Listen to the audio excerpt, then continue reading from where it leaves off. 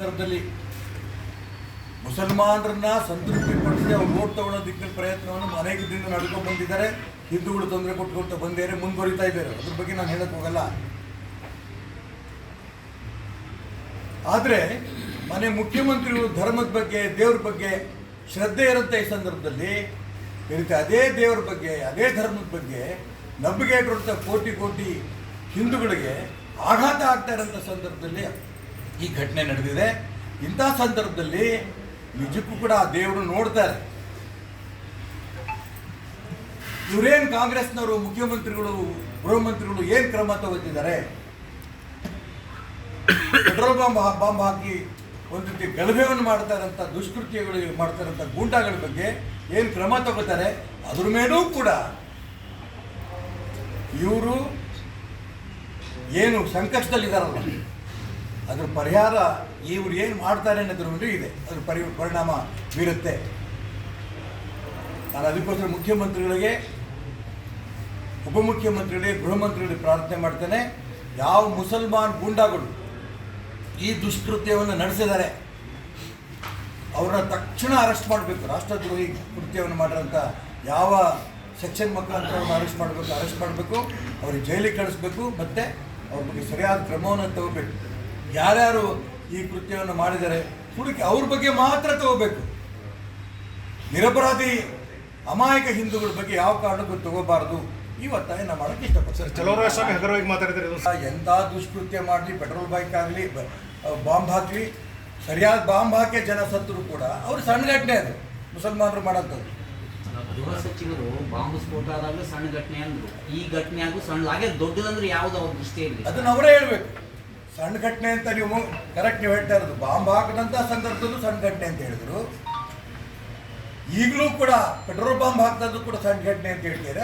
ಗೃಹ ಮಂತ್ರಿಗಳು ಹೇಳಿ ಹಾಗಾದ್ರೆ ಯಾವ ದೊಡ್ಡ ಘಟನೆ, ಯಾವ್ದು ರಾಷ್ಟ್ರದ್ರೋಹಿ ಚಟುವಟಿಕೆ? ಭಾರತದಲ್ಲಿ ಹಿಂದೂ ಗಣಪತಿಗಳು, ದೇವರು ನಿಮ್ಮ ಅನುಮತಿ ತಗೊಂಡು ಮೆರವಣಿಗೆ ಮಾಡಿದ್ದು ತಪ್ಪೋ, ಅಥವಾ ಈ ರೀತಿ ದುಷ್ಕೃತ್ಯವನ್ನು ಮಾಡಿ ಗೂಂಡಾಗಿರಿ ಮಾಡಿಕೊಂಡು ಜನರಲ್ಲಿ ಭಯ ಹುಟ್ಟಿಸಂತ ಪ್ರಯತ್ನ ಮಾಡ್ತಾರೆ, ಇದು ತಪ್ಪು? ಗೃಹ ಮಂತ್ರಿಗಳು, ಮುಖ್ಯಮಂತ್ರಿಗಳು ಹೇಳಬೇಕು.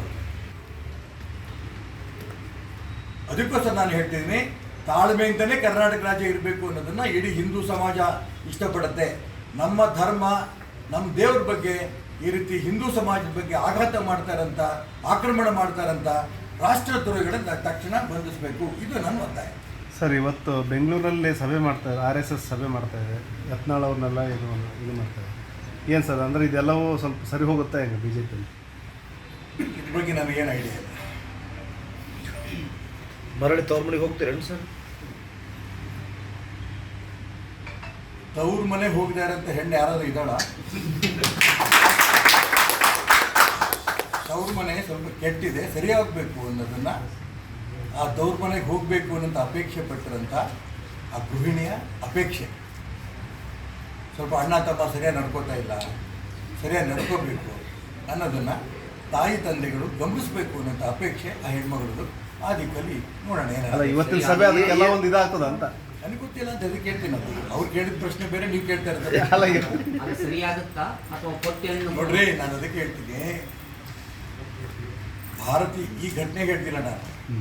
ಭಾರತೀಯ ಜನತಾ ಪಾರ್ಟಿ ಇವತ್ತು ನಿನ್ನೆ 5 ವರ್ಷ 10 ವರ್ಷದಲ್ಲಿ ಯಾರೋ 4 ಜನ ಕಟ್ಟಿದ ಪಕ್ಷ ಅಲ್ಲ.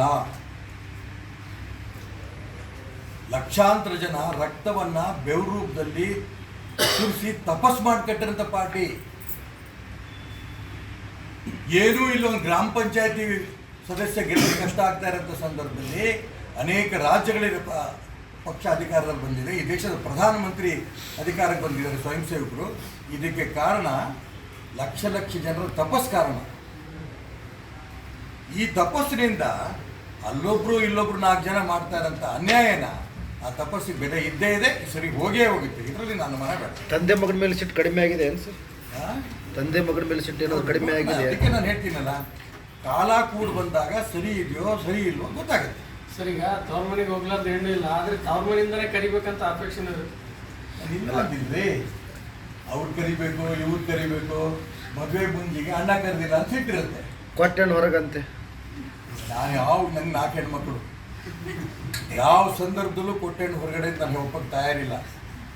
ಆ ಹೆಣ್ಮಕ್ಳನ್ನೇ ಮನೆ ಗೃಹಲಕ್ಷ್ಮಿಗಳು ಅಲ್ಲ ಅಣ್ಣಂದ್ರೆ ಅಂತ ತಿಳ್ಕೊಬಾರ್ದು. ಅನ್ಕೋಬೇಕು ಅವರು. ನನ್ನ ಮಗ ಇಲ್ಲೇ ಕೂತಾನೆ, ಹಂಗೆ ನಡ್ಕೋತೀನಿ ನನ್ನ ಮಗನ ಕೂಡ.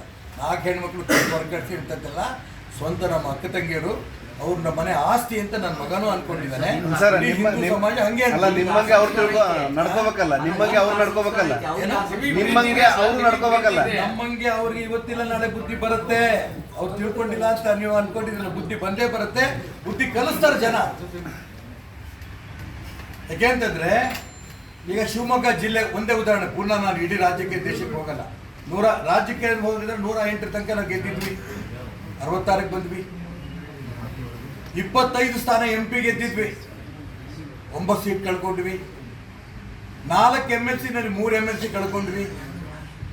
ಶಿವಮೊಗ್ಗ ಜಿಲ್ಲೆನಲ್ಲೇ KMF ನಿರ್ನಾಮ ನಮ್ಮ ಕೈಲಿತ್ತು, DCC ಬ್ಯಾಂಕ್ ನಮ್ಮ ಕೈಲಿತ್ತು ನಿರ್ನಾಮ, ಶಿಕಾರಿಪುರದಲ್ಲೇ ಶಿರಾಳಕೊಪ್ಪ ನಿರ್ನಾಮ.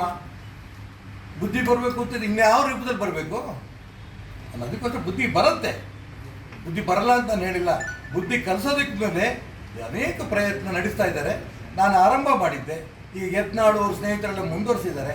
ನೋಡೋಣ ಇದೆಲ್ಲ ಎಲ್ಲೆಲ್ಲಿ ಹೋಗುತ್ತೆ ಅಂತ. ಸರ್, ಈ ವಿರೋಧ ಪಕ್ಷ ವಿಫಲ ಆಗಿದೆ ಅಂತ ಅನಿಸ್ತಾ ಇಲ್ವಾ? ಇವತ್ತಿನ ಆಡಳಿತ ನೋಡ್ತಾ ಇದ್ದೆ. ನಾನು ಒಂದೇ ಮಾತು ಹೇಳಕ್ಕೆ, ಮಸೀದಿ ಮುಂದೆ ಯಾವುದೇ ಕಾರಣಕ್ಕೂ ಕೂಡ ಡೊಳ್ಳು ಬಾರಿಸಬಾರ್ದು, ಮಂಗಳವಾದ್ಯ ಬಾರಿಸಬಾರ್ದು. ಈ ರೀತಿ ಒಂದು ರೀತಿಯ ಗೂಂಡಾಗಿರಿಯ ಪ್ರಯತ್ನವನ್ನು ನಡೆಸಿ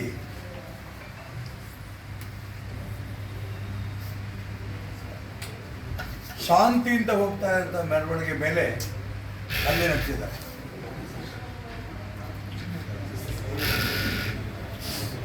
ಪೆಟ್ರೋಲ್ ಬಾಂಬ್ಗಳನ್ನು ಹಾಕಿದ್ದಾರೆ.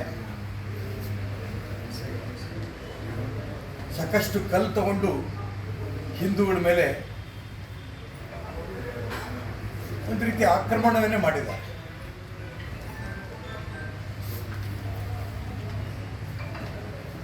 ಇತ್ತೀಚೆಗೆ ತಾನೇ ಒಬ್ಬ ಕಾಂಗ್ರೆಸ್ಸಿನ ನಾಯಕ ಐವಾನ್ ಡಿಸೋಜಾ, ಐವಾನ್ ಅಲ್ಲ ಅವನು, ಐವಾನ್, ಅವನು ಹೇಳಿಕೆ ಕೊಟ್ಟಿದ್ದ, ಬಾಂಗ್ಲಾದೇಶದ ರೂಪದಲ್ಲಿ ಕರ್ನಾಟಕ ರಾಜ್ಯದಲ್ಲೂ ಕೂಡ ಗಲಭೆ ಆಗುತ್ತೆ ಅನ್ನೋಂಥ ರೂಪದಲ್ಲಿ ಸ್ಪಷ್ಟವಾಗಿ ಹೇಳಿಕೆ ಕೊಟ್ಟಿದ್ದ. ಅದು ಈ ಪಾಕಿಸ್ತಾನ್ ಪ್ರೇರಿತ, ಪಾಕಿಸ್ತಾನ್ ಮನೋಸ್ಥಿತಿಯ ಮುಸಲ್ಮಾನ್ ಗೂಂಡಾಗಳಿಗೆ ಒಂದು ರೀತಿಯ ಪ್ರೇರಣೆ. ಕರ್ನಾಟಕ ರಾಜ್ಯದಲ್ಲಿ ಕಾಂಗ್ರೆಸ್ ಸರ್ಕಾರ ಇದೆ, ನಾವು ಮುಸಲ್ಮಾನರು ಏನು ಬೇಕಾದ್ರೂ ನಡೆದ್ರು ನಡೆಯುತ್ತೆ, ಹಾಗಾಗಿ ಈ ದುಷ್ಕೃತ್ಯ ನಡೆಸಿದ್ದಾರೆ.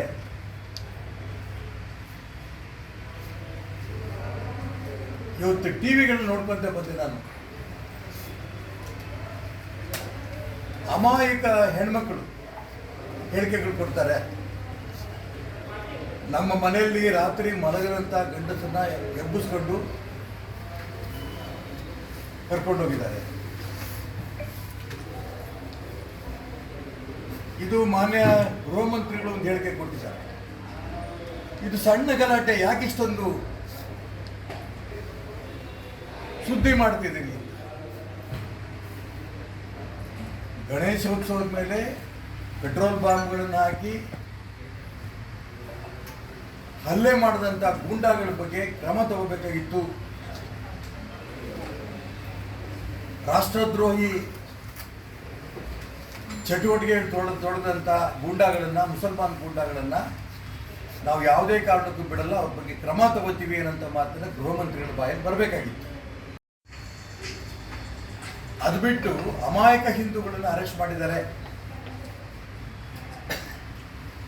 ಆ ಟಿವಿನಲ್ಲಿ ಇವತ್ತು ನೋಡ್ತಾ ಇರೋಂಥ ಸಂದರ್ಭದಲ್ಲಿ ಬರ್ತಾ ಇರ್ಬೇಕಾದ್ರೆ ನಾನು ಟಿವಿ ನೋಡ್ಕೊಂಡೇ ಬಂದೆ.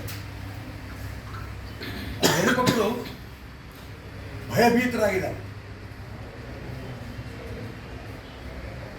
52 ಜನ ಅರೆಸ್ಟ್ ಮಾಡಿದ್ದೀವಿ ಅನ್ನೋಂಥ ಮಾತನ್ನ ಪೊಲೀಸ್ ಇಲಾಖೆ ಕೊಡ್ತಾರೆ. ಯಾರು 52 ಜನ ಅವರು? ಅದರಲ್ಲಿ ಎಷ್ಟು ಜನ ಮುಸಲ್ಮಾನ್ ಗೂಂಡಾಗಳು ಯಾರು ಈ ದುಷ್ಕೃತ್ಯವನ್ನು ಮಾಡಿದ್ರು ಅವ್ರನ್ನ ಎಷ್ಟು ಜನಕ್ಕೆ ಅರೆಸ್ಟ್ ಮಾಡಿದ್ದೀರಿ?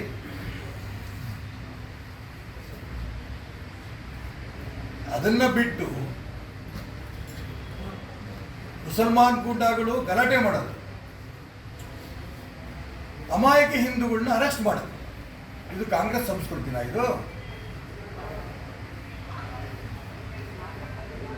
ಅನೇಕ ವರ್ಷಗಳಿಂದ ಕಾಂಗ್ರೆಸ್ನವ್ರು ಮಾಡ್ಕೊಂಡು ಬಂದಿರೋಂಥ ಆಟ ಇದು.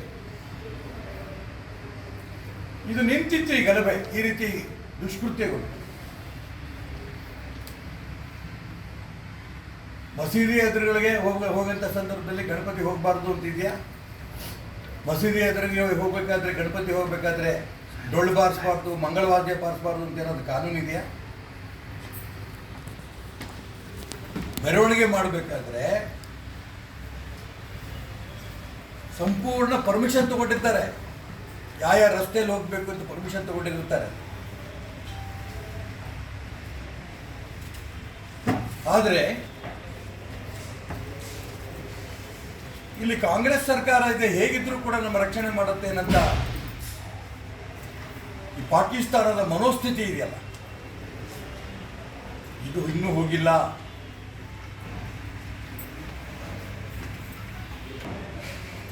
ಯಾರೇ ಕುಂಕುಮ ಅವರು ಹಚ್ಚಕ್ಕೆ ಹೋದ್ರೆ ಅಳಿಸ್ತಾ ಇದ್ರು, ಕೇಸರಿ ಪಟ್ಟಿ ಪೇಟ ಕಟ್ಟಕ್ಕೆ ಹೋದ್ರೆ ತೆಗೆದು ಬಿಸಾಕ್ತಾ ಇದ್ರು,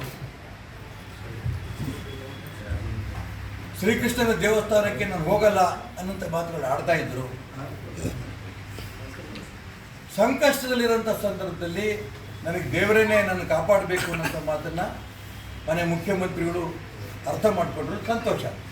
ಚಾಮುಂಡಿ ಬೆಟ್ಟಕ್ಕೆ ಮೇಲ್ಮೇಲೆ ಹೋಗಿ ಚಾಮುಂಡೇಶ್ವರ ಆಶೀರ್ವಾದ ತೊಗೊಂಬಂದಿದ್ದಾರೆ, ದೇವ್ರ ಗುಡ್ಡಕ್ಕೆ ಹೋಗಿ ಅಲ್ಲಿ ಆಶೀರ್ವಾದ ತೊಗೊಂಬಂದಿದ್ದಾರೆ. ಹಿಂದೂ ದೇವತೆಗಳಿಗೆ ಈ ದೇಶದಲ್ಲಿದ್ದ ಪ್ರತಿಯೊಬ್ಬ ಹಿಂದೂವು ಕೂಡ ಭಕ್ತಿಯಿಂದ ನಡ್ಕೊಂಡಿರೋಂಥ ಪರಿಸ್ಥಿತಿ ಇದೆ. ಮನೆ ಮುಖ್ಯಮಂತ್ರಿಗಳು ಆ ದಿಕ್ಕಿನಲ್ಲಿ ಹೋಗ್ತಿರೋದು ತುಂಬ ಸಂತೋಷ. ಅದೇ ರೀತಿ ಉಪಮುಖ್ಯಮಂತ್ರಿ ಮನೆ ಡಿ ಕೆ ಶಿವಕುಮಾರ್ ಅವರು ವೈಷ್ಣೋದೇವಿಗೆ ಹೋಗಿ ಬಂದರು, ಅವ್ರ ಹೆಂಡತಿ ಕರ್ಕೊಂಡು. ನಾನು ಇದೆಲ್ಲ ಸ್ವಾಗತ ಮಾಡ್ತೇನೆ, ಅವ್ರ ಧರ್ಮದ ಬಗ್ಗೆ, ದೇವ್ರ ಬಗ್ಗೆ ಇರೋಂಥ ಗೌರವದ ಬಗ್ಗೆ. ಆದರೆ ಈ ಹಿಂದೂ ದೇವ್ರ ಮೇಲೆ ನಮ್ಮ ಧರ್ಮವನ್ನು ನಂಬಿರೋಂಥ ಕೋಟಿ ಕೋಟಿ ಜನ ಇರೋಂಥ ಈ ರಾಜ್ಯದಲ್ಲಿ ಈ ರೀತಿ ಗಣಪತಿ ವಿಸರ್ಜನೆ ಮಾಡ್ತಾ ಇರೋಂಥ ಸಂದರ್ಭ ಪೆಟ್ರೋಲ್ ಬಾಂಬ್ ಹಾಕೋದು, ಕಲ್ಲು ಹೊಡೆಯೋದು, ಈ ರೀತಿ ಗೂಂಡಾಗಿರಿ ಮಾಡ್ತಾ ಇದ್ದಾರಲ್ಲ, ಅಂಥವ್ರ ಬಗ್ಗೆ ನಾವು ಖಂಡಿತ ಕ್ರಮ ತಗೋತೀವಿ ಅಂತ ಮಾನ್ಯ ಮುಖ್ಯಮಂತ್ರಿಗಳು ಈ ನಿಮಿಷ ತನಕ ಹೇಳಿಕೆ ಕೊಟ್ಟಿಲ್ಲ. ಗೃಹ ಮಂತ್ರಿ ಪರಮೇಶ್ವರ್ ಸಣ್ಣ ಒಂದು ಕ್ರಿಯೆ ಎನ್ನುವಂಥ ಮಾತನ್ನ ತಾತ್ಸಾರದಲ್ಲಿ ಹೇಳಿದ್ದಾರೆ. ಅವರನ್ನು ಓಲೈಕೆ ಮಾಡ್ತಾರೆ ಸರ್? ಓಲೈಕೆಯ ರಾಜಕಾರಣ ಇವತ್ತಿಂದಲ್ಲ, ಇದು ಮುಂಚೆಯಿಂದಲೂ ನಡ್ಕೊಂಡೇ ಬಂದಿದೆ, ಮುಂದುವರೆದಿದೆ. ನಾನೇ